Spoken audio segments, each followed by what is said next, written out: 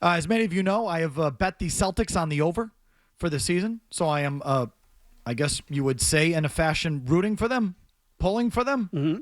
You know me, if it's long established, Celtics are not my team, not in my blood. Grew up hating them as a young Milwaukee Bucks fan, and I have a hard time shaking it. So that's the backstory in case you just got here. But either way, this year, I'm on their side because I bet them. However, as I've said before, you want me to start rooting against the Celtics? Like, nothing turns me off to the Celtics or gets me to root against them more. I don't know if it's the most thing, but it's up there. Than listening to Sean Grandy's final calls on the Celtics. Love Sean, but his calls, these final calls, make me want them to lose. Just give me that again, please. A remarkable finish to a remarkable night in a remarkable week in an unexpected season. What was unexpected about the season? Oh, they're 11-9, aren't they? You're not surprised by that? A remarkable week. They went. There was 3 remarkables in there.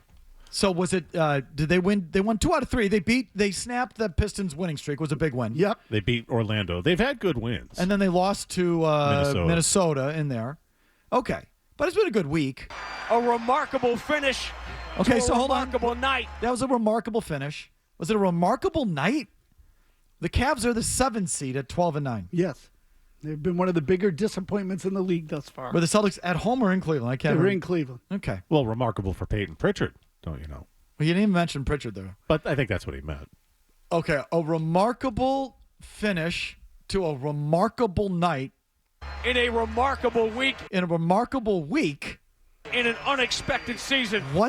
They're 11-9, which is exactly where I expected them to be and where I bet them to be and where Vegas had them. On pace for 44 wins, 45 maybe. They're on pace to be the 6 or 7 seed.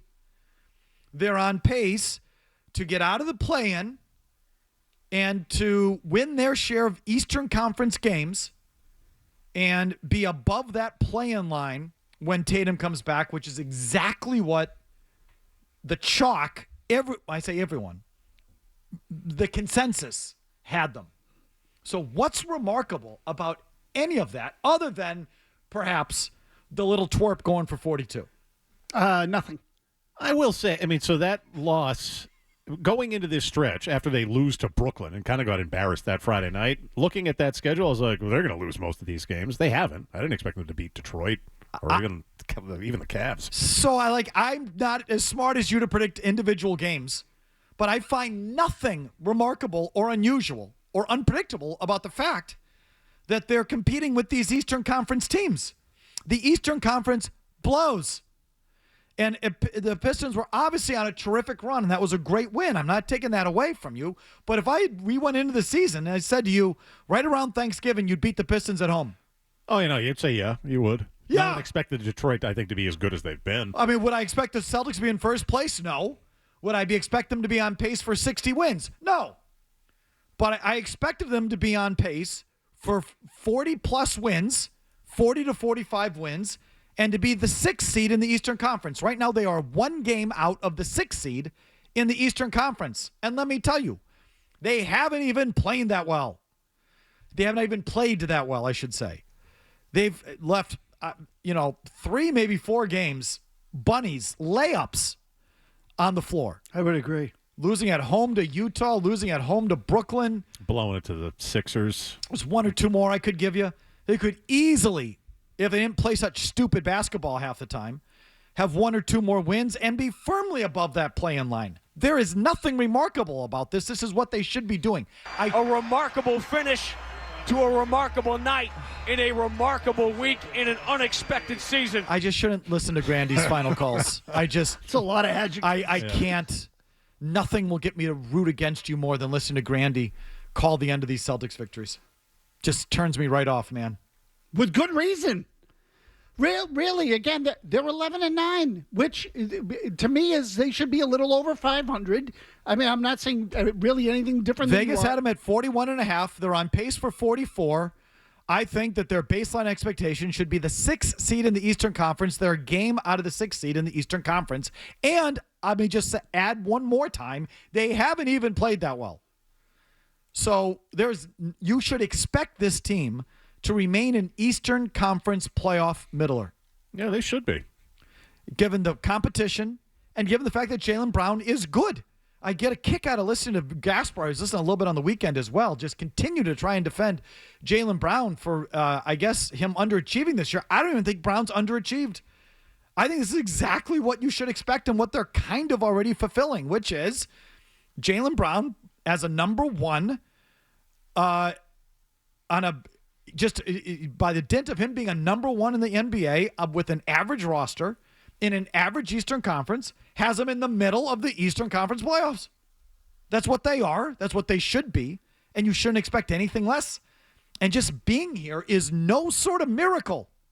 There's nothing remarkable about being 11-9 in the Eastern Conference. What are we smoking, crack? Oh, no. In a remarkable week in an unexpected season. But don't you understand, if you set your expectations very low, then you can celebrate them for being overachievers. Oh, for Pete's sake. That's what you can do. Meanwhile, a 60-second Bruins minute here. They are also above the playoff line at U.S. Thanksgiving. Now, that one to me, based on how it started, is borderline amazing. Shocking. That's remarkable. That's another thing that I bet them to make the playoffs.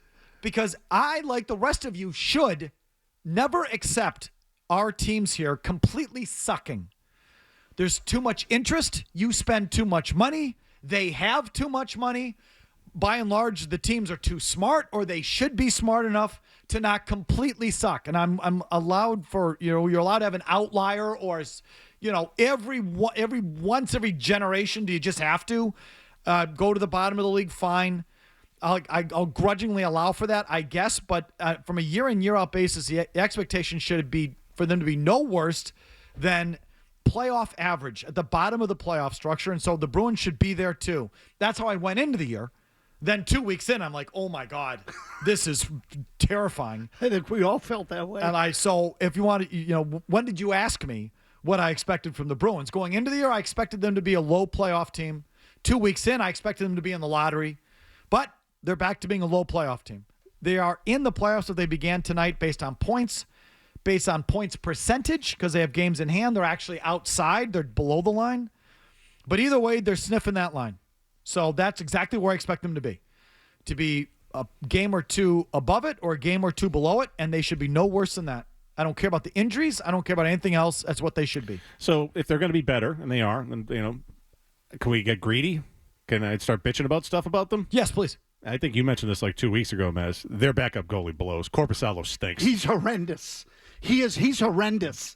He is like, and again, I'm going back a couple of weeks now. There was a play where there was a interference or perceived interference in front of the net. He was flopping around on the ground for about 12 seconds before, and then the puck ends up in the net, and he looks up like, what did I do?